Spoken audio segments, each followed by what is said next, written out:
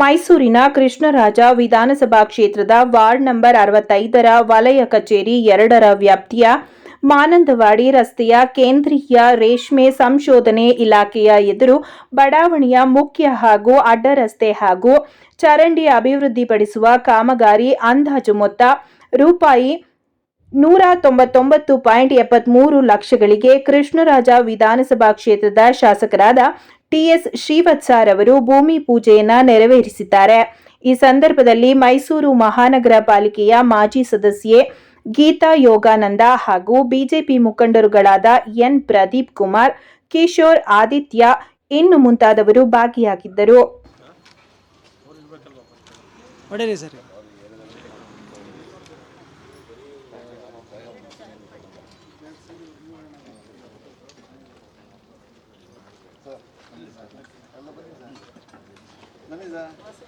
ತುಂಬಾ ಫಾಲೋ ಮಾಡಿದ್ದಾರೆ sir.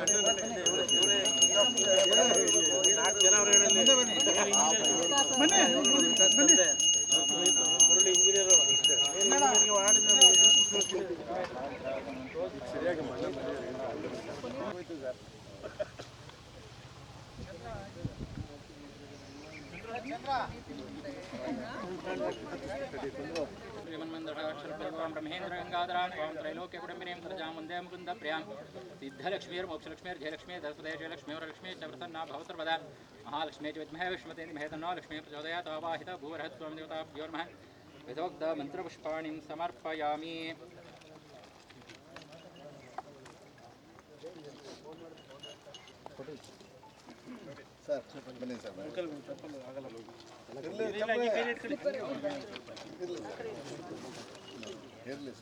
Madam ನೀವು ಒಂದು ಹಾಕ್ರೆ ಬಿಡಿ ಬಿಡಿ ಬಿಡಿ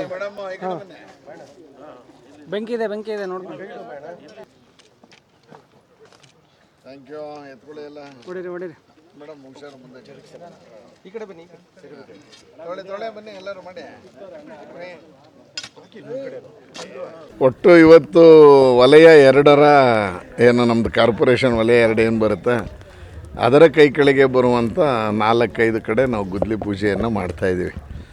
ಕಳೆದ ಒಂದು 7-8 ತಿಂಗಳಿಂದ ನಾವು ಇಲ್ಲಿ ಪಾದಯಾತ್ರೆ ಬಂದಂಥ ಸಂದರ್ಭದಲ್ಲಿ ಈ ವಾರ್ಡಲ್ಲಿ ಏನೇನು ಕೆಲಸ ಆಗಬೇಕು ಅಂತ ಆಗ ನೋಟ್ ಮಾಡಿದ್ವಿ. ಅದಾದಮೇಲೆ ಅಧಿಕಾರಿಗಳು ಫಾಲೋ ಅಪ್ ಮಾಡಿ ಆ ಕೆಲಸನ ಮಾಡಿಸುವಂಥ ರೀತಿಯಲ್ಲಿ ಇವತ್ತು ಚರಂಡಿ ಮತ್ತು ರಸ್ತೆ ಕಾಮಗಾರಿ ತಾವು ನೋಡ್ತಾ ಇದ್ದೀರಾ. ಈ ಬಡಾವಣೆ ನಿರ್ಮಾಣ ಆದಾಗ ಮಾಡಿದ್ದು ಬಿಟ್ಟರೆ ಇಲ್ಲಿಯ ಪಬ್ಲಿಕ್ ಹೇಳ್ತಿರೋದು ಒಂದು 20-25 ವರ್ಷದಿಂದ ರೋಡೇ ಇರಲಿಲ್ಲ ಅಂತ.